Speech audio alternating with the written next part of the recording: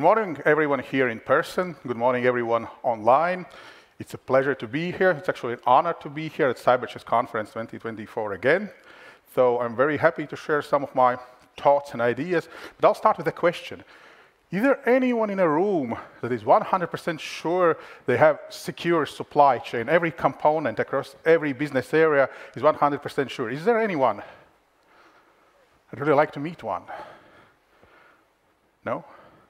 It's a pity, yeah. So it's an ongoing world. Well, before we start, I would like to take a little side step. Everyone noticed that over the past decade, most of us witnessed very rapid and often unavoidable forced digital transformation of all sectors. So what we saw that some things that used to be secure, for example, physical security used to be physically secure. It was isolated. It was different wires, different software, different everything. Well, it has all been digitalized in a very short period of time. At the same time, commoditization of IT has advanced technologies. It's more accessible. Systems are similar. We can reuse pieces of software, libraries. As a result, even isolated industries, which were not really a target for cyber attacks, have become targets now. And well, physical security, one of my theme is, well, it used to be something physical, locks, barriers, some things that you can touch and feel in a physical security. And when it's digitalized, well, it's virtually every aspect of physical security these days is IT, computers, interconnected. For example, video surveillance cameras, they are actual computers. They are computers that are sometimes used in a very bad cyber attacks if an attacker takes over those and then do something bad. Also, physical security professionals have to be IT professionals at the same time, which makes it actually very, very difficult. And this makes it a very important point that with everything coming together at the same time, it is extremely difficult to build everything within your organization or a set of organizations secure. For example, physical security, again, video cameras used to have a coax cables attached to cameras, something that nobody touches. These days, it's most likely your Cat5, Cat6 cables powered over the Ethernet, the regular stuff. Hopefully, it's not all in the same local area network where your operational IT and other systems are running. But this is something that planning, particularly with upgrading physical security systems, it's very, very important. Also, the digitalization of physical security has blurred the lines between cyber and physical. Now, it could be both ways. Physical security components could be used for cyber attacks, and vice versa. Somebody could try to enter a building or facility or whatever it is, or even perform a sabotage using technologies that were never been open to that before. Moving on, pagers. Somebody already mentioned pagers these days. Well, the same day, actually, it was clear what's happened. One of the Latvian guys here on Platform X said, oh no, how many years will we have to see pager example in a supply chain security presentations? And the short answer is yes. This is a bold example. I will not go into that, but it's a bold example of something unprecedented given the scale and preparation effort. These days, everything is software. Everything is software, and it brings us to a situation when different business areas, telecommunications, finance, healthcare, military, energy, critical infrastructure, everything runs different pieces of software, which means that this situation software is a strategic asset these days of importance that influences every aspect, and well, not all business areas, not all organizations are really yet ready for that. There are a couple of examples, I'll not deep dive into those, but of software supply chain attacks, for example, popular Python packages such as Colorama were poisoned, distributed over Discord, more than 170,000 people got affected. And some more. But the point here is that, well, these type of attacks will have them more and more. These are actually daily issues and challenges I think most of us working in cybersecurity and supply chain security face already. Here I'm going to quote ENISA, the European Union Agency for Cybersecurity, puts supply chain compromise of software dependencies as #1 in their ENISA Foresight Cybersecurity. The quote, "The market demands quick product release cycles. Component-based programming will strongly increase, leading to the reuse of code and use of open source code libraries.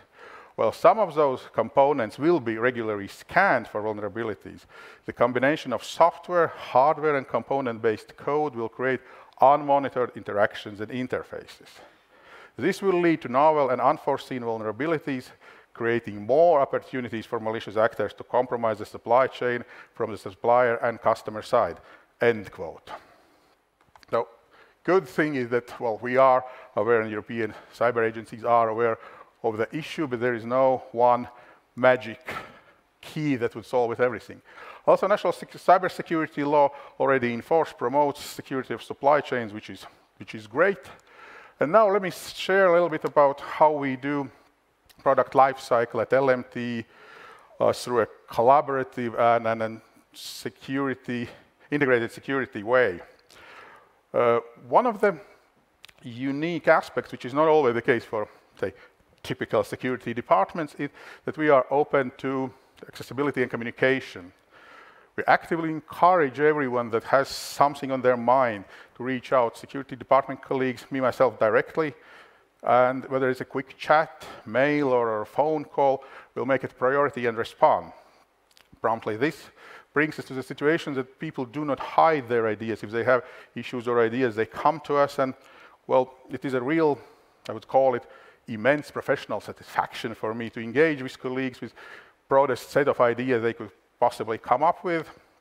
And also, this is a way we believe that security exists to actually support businesses. It's very easy to say always no, hinder business, nothing's allowed, everything's prohibited, but that actually would bring this organization nowhere.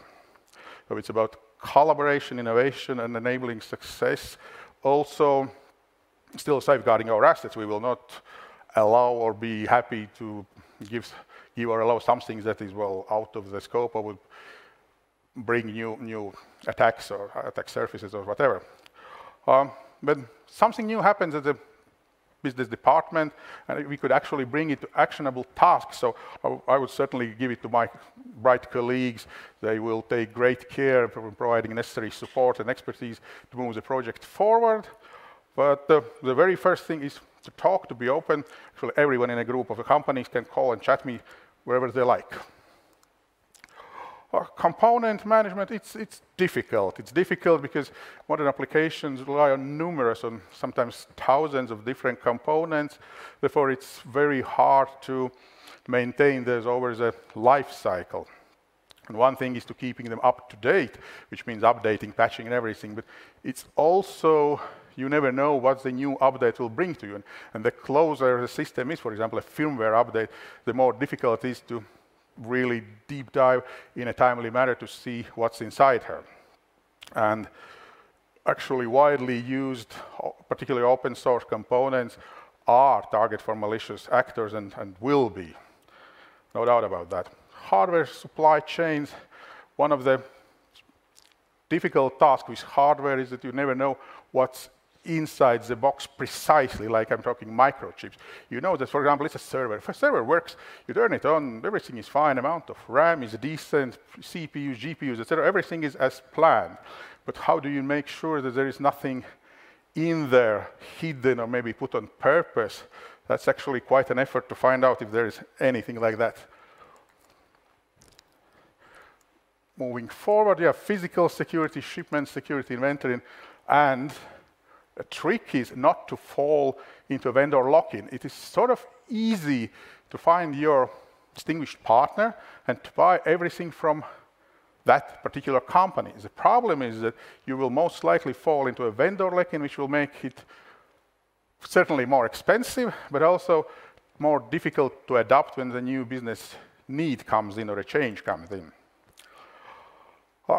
Best practices we use for people and processes, background checks. This, of course, is a very interesting question in a times of GDPR. On the other hand, if we are protecting critical assets, we are allowed, and it's a legal, actually our responsibility to run background checks, and not only on our new employees or consultants, but also on key partner people that will work with our critical infrastructure and software. Minimum security requirements. Asking for a hardening guide. For example, in telco world 10 years ago, nobody actually asked for hardening guide. They didn't really, not know, but they didn't use that. These days, actually better, the vendors we are using here in the region, they are aware of security, they are aware of hardening guide, and they're actually happy to cooperate. So we have very good experience over the recent implementation of telco and other scenarios. Auditors you can trust, incident management plan, of course, rely on government legislation. What we do at the LMT, we actually do participate in different task forces and work groups within the country because we are also practitioners. I think one of the key values we could bring at the table is that we know what works, how it works, what could be done, and what creates, as we call, extra burden or bureaucracy. Technologies, when somebody ships you a new technology, it would be very nice to know where it is, who does what, how does it work. Open source. Open source these days is, of course, huge theme. You do not buy everything, and you actually cannot buy everything out of the box ready. There are sometimes business needs that are not just yet produced.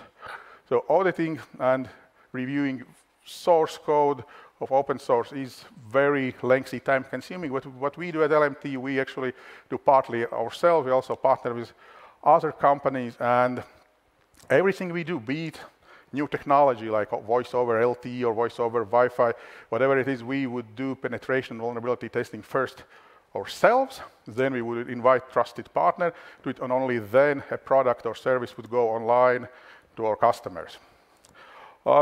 Great thing is least privilege principle, which comes to both to the privileged account access management, where nobody has more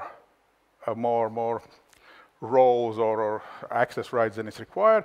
Comes down to zero trust and use multi-factor authentication everywhere where it's possible. Suppliers. You never know each and every person at your supplier. That's impossible. What you could do, what you can verify is reputation. First we had is this on very left top from my point of view, we had board members and UBO. Board members and unique beneficiaries are, of course, very important. If there's somebody under sanctions or done something terribly bad, that's a no-go. That's all. It doesn't matter how good engineers they have. But reputation is number one, and then, of course, everything they use. We put in our contracts that if a supplier wants to subcontract some parts of the work to somebody else, they have to get our approval for that, and we would do the above-mentioned screening and everything else to those suppliers as well. We would really avoid shell companies. By shell companies, I mean it more in a logical way, not like a financial fraud way.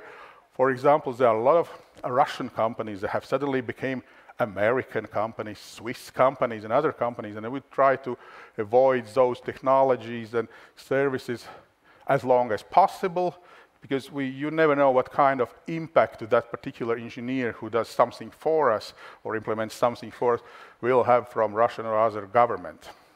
Also, Far East companies, they do a lot of great technology, but these days with overall de-globalization of everything, we try to really stick to the European Union and NATO countries.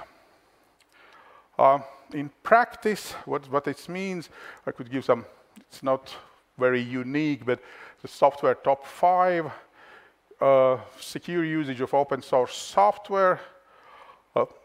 One of the hot topics, and I'm happy that our vendors are actually open to the discussion. It's not perfect yet, but with software build of materials, particularly over the lifetime of the product, that's very, it's not just difficult, it takes a lot of effort, a lot of actual tasks to be performed, and validations and everything from both sides, from a vendor side as well as our side. Secure build environment, isolate, air gap, build a secure environments where you can actually control sort of everything. I don't believe that everything can always be controlled, but I do believe that putting multiple layers of layered security creates an environment which is much harder to be penetrated. It's never zero risk, but it's something that if you do it properly, it's possible to actually be a little bit more secure. With hardware, back to the hardware, I think in an ideal world we would take some very high level, very high density images of every piece of hardware we receive. We're not there yet. We are having these internal discussions that if we buy a regular server for something that is related, we do some NATO exercises, do other things, and we would really like to make sure that there is nothing wrong inside. So the idea would be to first, you order exactly what you need, you get a complete list of every component you have, and then manually, or maybe in the future a little bit with automation, verifies that what you get is what you actually ordered. What we do inspect, of course, hardware.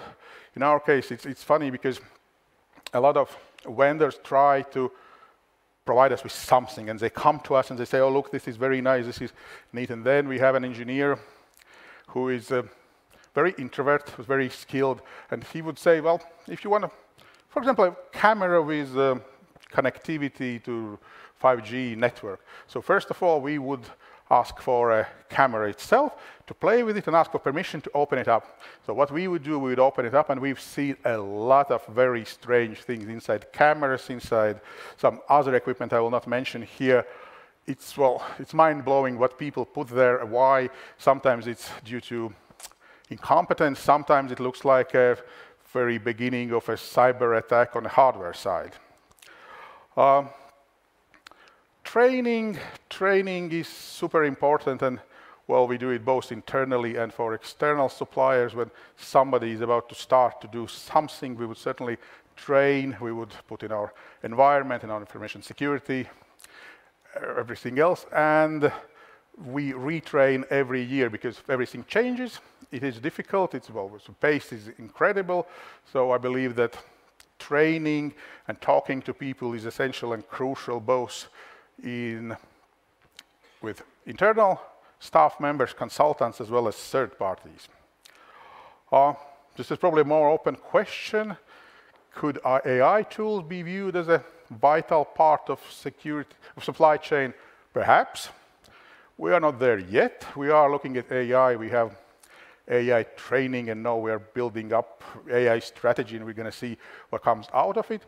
I do not see immediately value of me personally, maybe my colleagues will correct me, to AI tools as such. On the other hand, they could be useful to recognize something. AI is generally good to see if something is different than something else. So maybe comparing images, and if you see a strange microchip or strange something, that would be it would be possible to notice and actually somehow react on that. And what new risks? Well, this is not an AI conference, but I think that in supply chain and AI, it's like a next layer. If we are already cannot be sure unless we check what's in a firmware update, what's in the next version of some library update, patch major version, and if it then learns something on itself in some hopefully controlled environment, what this something has learned over the time and how it's going to be used, it could change the landscape of supply chain security. I'm just not sure yet how. This is more slides. Slides will be available to look what we use and good practices. I'm not going to read this everything, but the idea is not to be alone, use standards. There are standards within NATO countries, American standards, European standards, try to take the best. We ourselves have seen very, very reasonable to use ISO 20007 information security standard for information security. We also managed a week ago to certify against year 2022 of ISO standard, which we're pretty proud of. Key is to understand the scope of a standard or whatever methodology you apply. For example, the information security standard, we apply it on all scope, all new, existing and new products are developed in compliance with ISO 27K standard. This is quite an effort, but this brings more business value rather than if we would just certify, say, a little corner somewhere, and just that would be ISO certified. So that would be about good standards, and I would be very open to take some questions.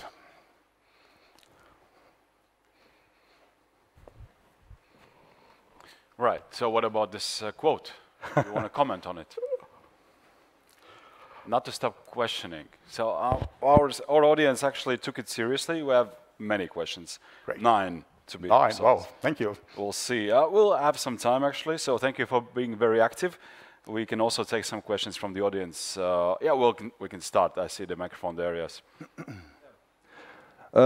Previous presentations were about trust creation from military guys, but your presentation is slightly different from military guys. You were talking about suspicion, mistrust, and zero trust. Why such a different approach in LMT? Zero trust is more a technology. We do trust our partners and our suppliers and vendors. We play a critical role here in Latvia when working together in working groups regarding resilience and contingency and other activities. Almost every industry and sector puts communications in a very first place. So everybody needs communications, be it energy sector, be it finance, be it whoever. So we have to be very careful because businesses rely and also public sector rely on our services. So it's super important that we are up and running and everything is great. So we rather take a little bit of extra time to make sure it works great, and then proceed with the product or service or whatever it is. All right, so let's start. It's actually 10 now. Cool. They're coming. First one is really funny. Are you sure that LMT supply chain is 100% sure? Are you hiring? I'm not sure our supply chain is 100% sure. We are working, we are improving. We're certainly better than several years ago, but the work is ongoing, and we will continue our hard work, I believe, for the next years going on. And when you say we, do you lack somebody, I mean, in your team? Currently, I'm not hiring, actually. Last year, I was hiring like crazy, but this year we have filled our security department. We're firing like crazy now. And I'm not firing anyone either, so... Okay. All right, so it's dynamic. I mean, that's the word you use. So not now. I mean, not now. Probably next year if we continue to grow. Yeah, come next year. We'll see. Yes. All right. What about blockchain? Shouldn't we start using blockchain to track the supply chain? That's actually very good topic, and it's been discussed well in different forums and publications. Me, myself, I haven't seen like a working environment. There are prototypes that work, but I would be really happy and open if somebody has how to do in practice blockchain implementation in supply chain. I'm very open to that discussion. And then maybe he's hiring. Yeah. And then maybe I'm hiring, yeah, could be. All right, this is a broad one. What do you see as the most challenging aspects of building secure enough but yet scalable IoT systems? IoT systems. It's actually double I, so IoT systems. Not sure if it's a spelling mistake or... IoT, Internet of Things, is one of the examples when something that is supposed to be very simple becomes very complicated at the end of the day. IoT, usually they are little devices, also little computers that could measure something. Electricity, gas, water, CO2, whatever it is. And then it's connected somewhere. So first, we would need to see what kind of chip and microchip and what's actually this physical device, because sometimes they also contain incredible things. Then how it communicates, what's the media it runs on, maybe it's 5G, maybe it's narrowband IoT, maybe it's something else. And then it's integrated somewhere. So in every step, and particularly integration part is tricky because, well, as we say, security is as strong as its weakest link. And any failure anywhere in between could bring catastrophic consequences. Mm. You mentioned 5G, by the way. Yeah. Somebody wants to know when 5G network will be available in whole Latvia. Well, I'm not myself a network guy. I know we are developing 5G network. I think the coverage is great, but I would need to look up at the map and see the forecast. I think it's going to be soon. In most areas, it's already available. Yeah. Soon. It's coming. Yeah, it's coming, sure. I once saw a T-shirt saying "6-pack coming soon." I mean, it's something similar, like 5G coming soon to your house, maybe. All right. Do you believe that cyber physical hybrid attacks will become more common as opposed to conventional cyber attacks? I think it's a combination of both, because like 10, 15 years ago, physical systems and also building management systems and SCADA systems were not exposed to internet, well, almost nowhere. These days, when everything is connected, everything is software, and not necessarily everything is built in a secure way, we would see a combination. Also, I mentioned in my presentation, it might be cyber attack, which opens up a door. It could be other way around, some cameras participating in DDoS attacks somewhere else. So it's complicated. All right. What about AI? Does your team use ChatGPT, for example?